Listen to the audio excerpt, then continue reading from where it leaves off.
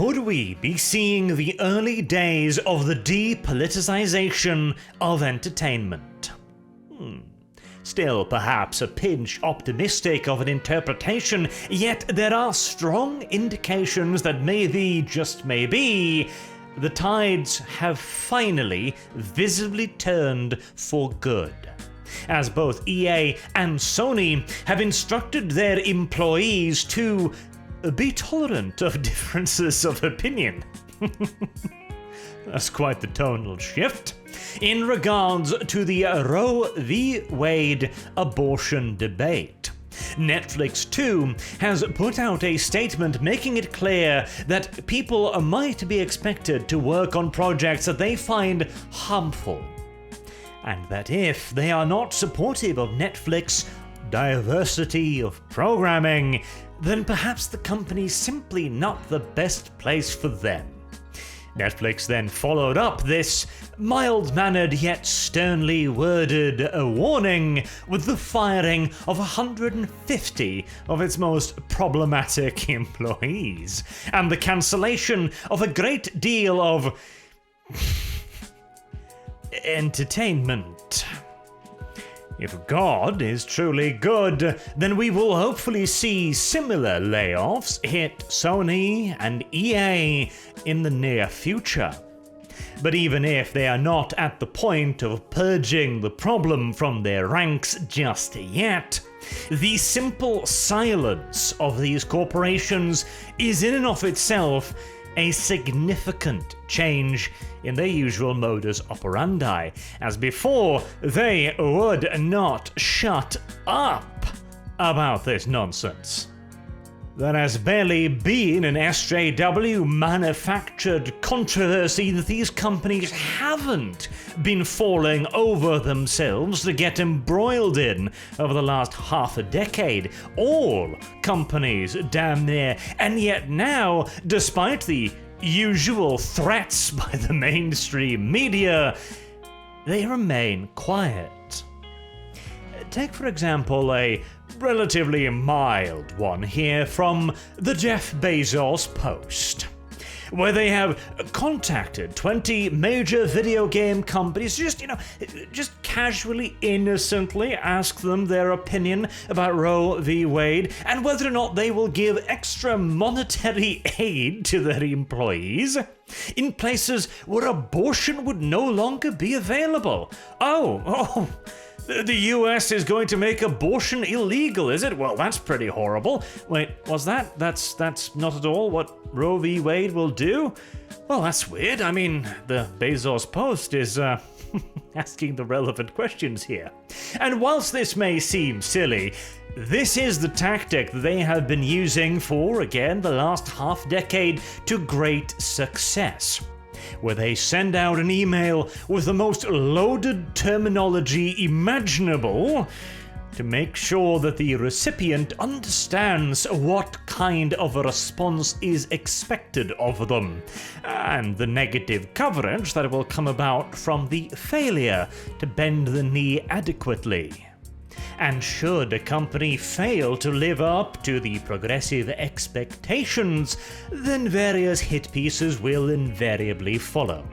Take, for example, a bit more of a severe recent attack.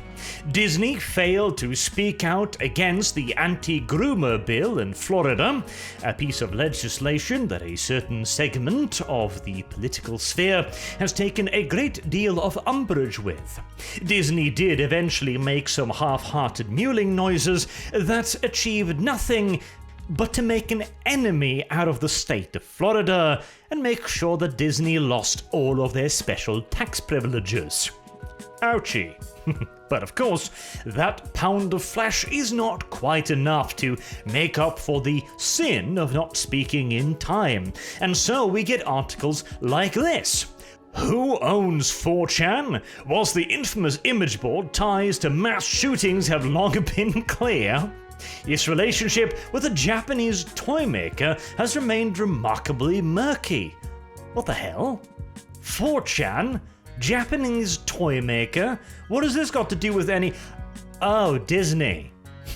Now, Disney's not really involved in this in any way, except This is a way to try and tie Disney through the most roundabout means imaginable to a school shooting.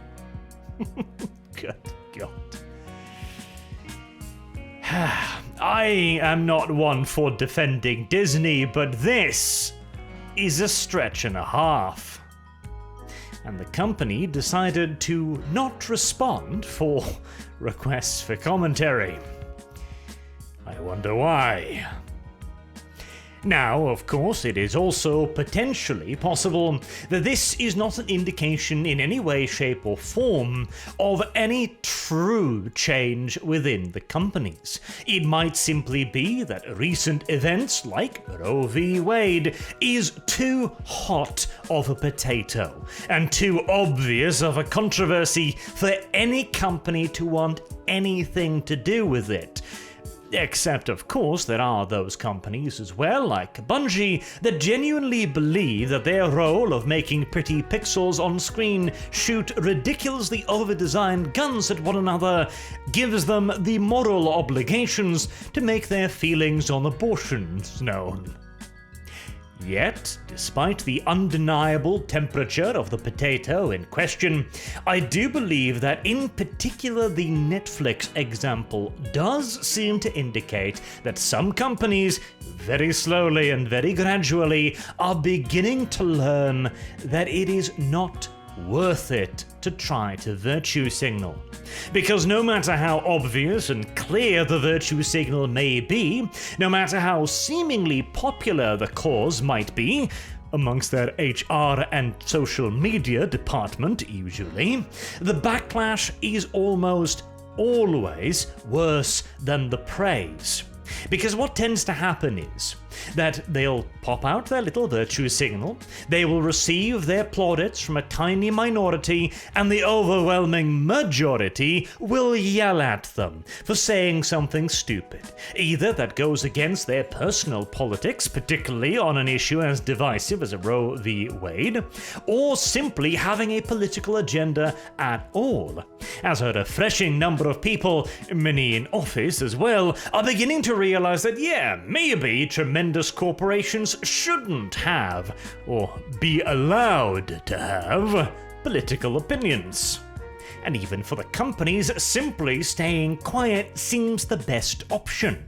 Whenever a company gets embroiled in social matters, the best they can hope for is the approval of a small portion of the population, which will then have to be continuously appeased for all of eternity, lest their favor disappear as swiftly as it appeared.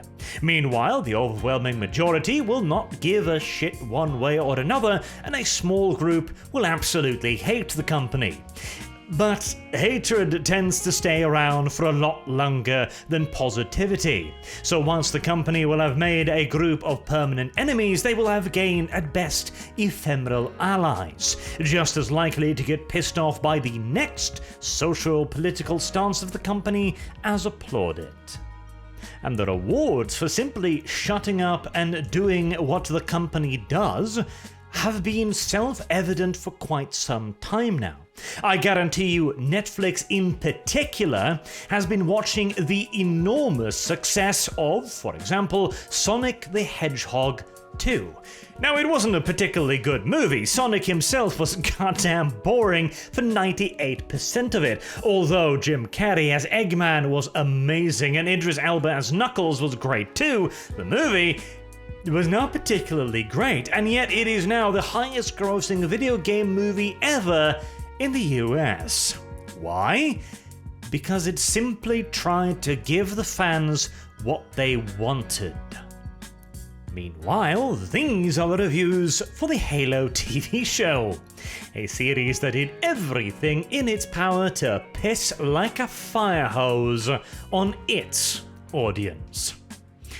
The lesson has taken a long time to sink in, and yet we might finally actually beginning to see the corporations learn. Who knows, in another half-decade, maybe we'll be getting actual entertainment again. We can only dream. Until next time, I've been Arch. Thank you very much for watching, and I hope to see you all again soon. Have a good day.